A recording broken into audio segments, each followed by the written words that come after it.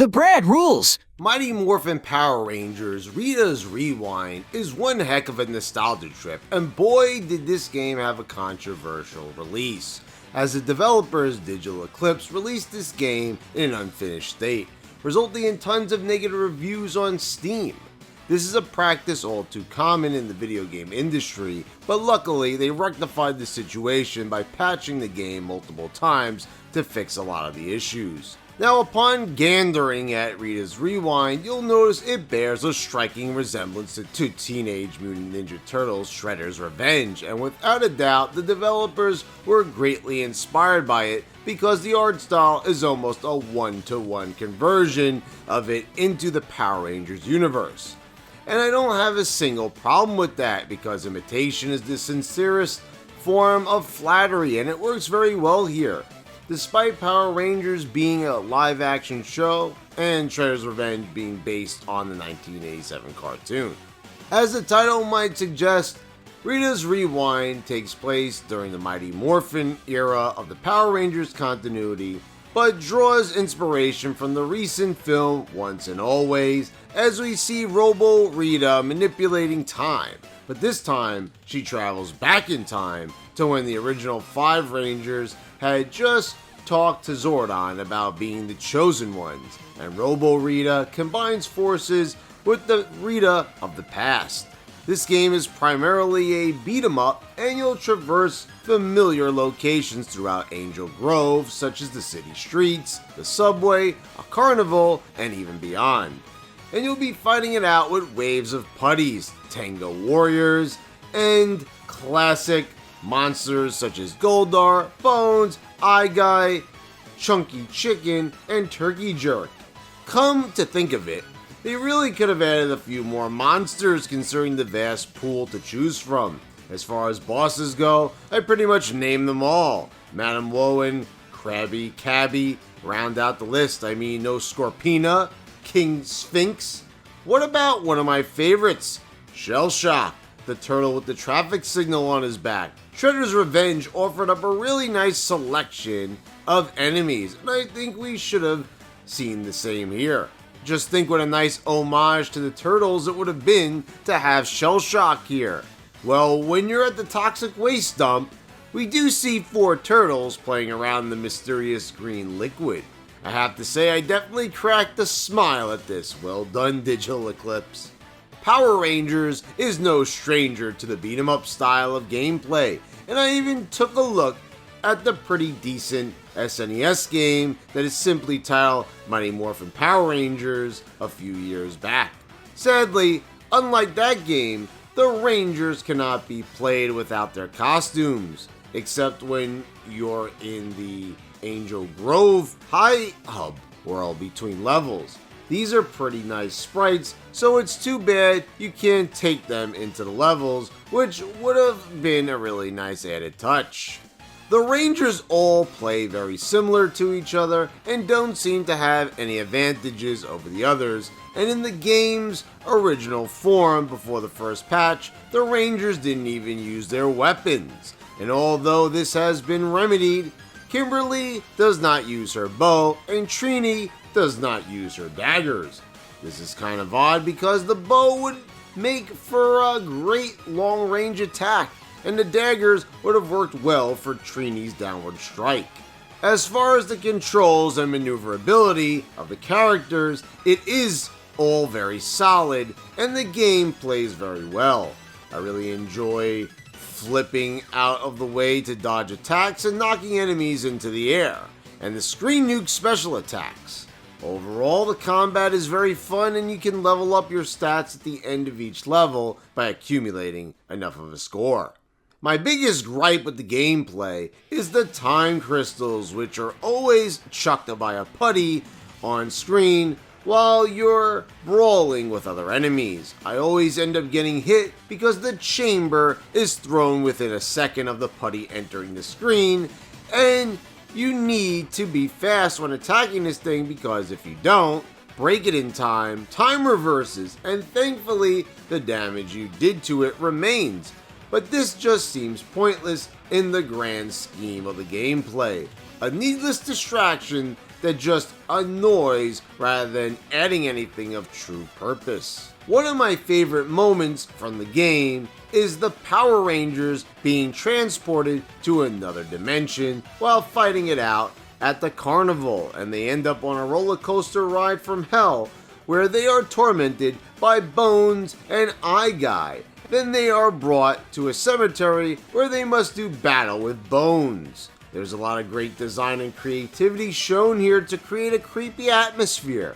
I also really enjoyed the Green with Evil saga being reinterpreted as we battle atop the rooftops at the waterfront as the Dragonzord rains barrages of missiles down upon you. The Power Rangers will also ride their motorcycles and navigate their individual Zords in shooter levels and then do battle in the Megazord. I really didn't mind these deviations because they are used sparingly and don't outweigh the beat 'em up portions, which was a smart choice. I appreciate the variety and their novelty, but to be honest, I don't see myself coming back to any of them. The third and final Zord stage, where you're pursuing the Green Ranger, is a nightmare your first time through, as you have to make it through everything with just 3 lives, and you will need to win the Dragonzord and Green Ranger boss fight on a single life. If you die, you'll need to start all over again from the start of the fight, and considering you'll need to learn the Dragonzord's patterns as you aim at the Green Ranger's tiny sprite before you're able to even land a single hit on his Zord. This is going a bit too far, and while I'm not asking for a cakewalk, let's keep in mind that you already have to contend with landmines, a crystal mine where lasers are constantly going after you, and having to avoid barrages of turret fire. So by the time you make your way to the Dragonzord fight, you might only have a single life left. And guess what happens when you lose all your lives? You get to start from the beginning of the stage. But wait, aren't there continues in this game? Well, yes, there is. So what's the point of having them if you have to start from the beginning of a level? This is one heck of a cockamamie continue system. I really don't see why there are even continues if you know you're not even continuing where you left off. The weird thing is, there are a set amount of continues to boot. So why even have this type of system if it doesn't even work? Does Digital Eclipse realize this is even an issue? Once you climb into the cockpit of the Megazord, you'll get a pretty decent fighting system where you will have to dodge enemy attacks and then land punches to power up the Power Sword so you can land the final blow. It's very satisfying to punch your enemies, and I like the added detail of the Rangers crying out as the cockpit sustains damage when a monster lands a hit. This is a cool little animation. The final fight is against Rita, and it isn't as tough as a lot of people are making it out to be because you need to know to hit her energy orbs by pressing the direction toward her as you hit the attack button.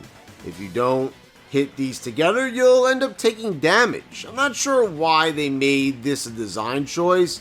I mean, it should be solely about your timing. Why do you need this extra input to make the hit successful?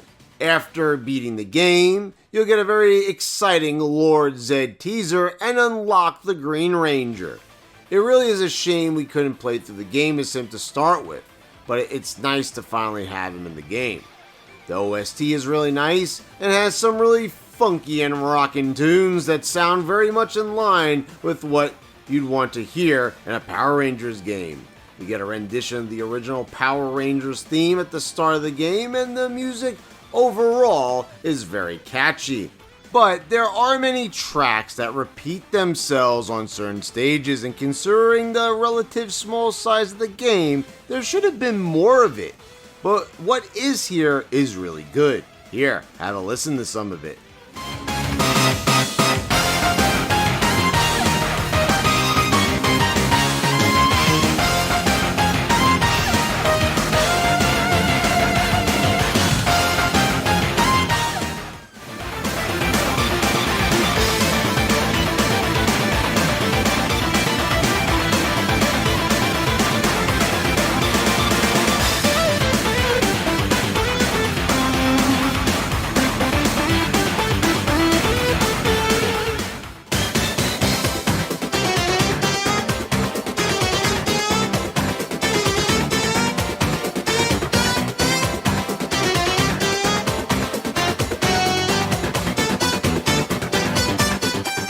Overall, Rita's Rewind is a pretty fun game that could use some improvement in some areas, especially the moronic and useless continue system.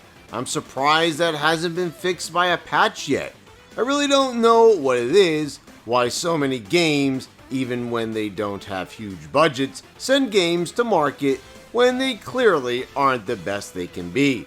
My best guess is that the ability to patch a game through the internet is why so many developers choose this lazy method. Release it as soon as possible, make money, then fix it later. I will say at least Digital Eclipse was on top of the changes, but judging by how quickly they rolled them out, they probably knew about the flaws beforehand. Despite all this, the game is in a state now where I do believe I can recommend it, especially to Power Rangers fans and anyone who just wants a pretty good beat 'em up to brawl their way through. But non-Rangers fans might not want to put up with the Zord sections. It's definitely a game that is satisfying, but still leaves a decent amount to be desired.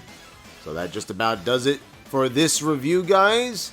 Let me know what y'all think in the comments down below, and please subscribe if you haven't already. Click the bells to get all notifications when I post all my new videos. I want to thank all my subscribers for your continued support, and thank you for watching. I'll see you next time.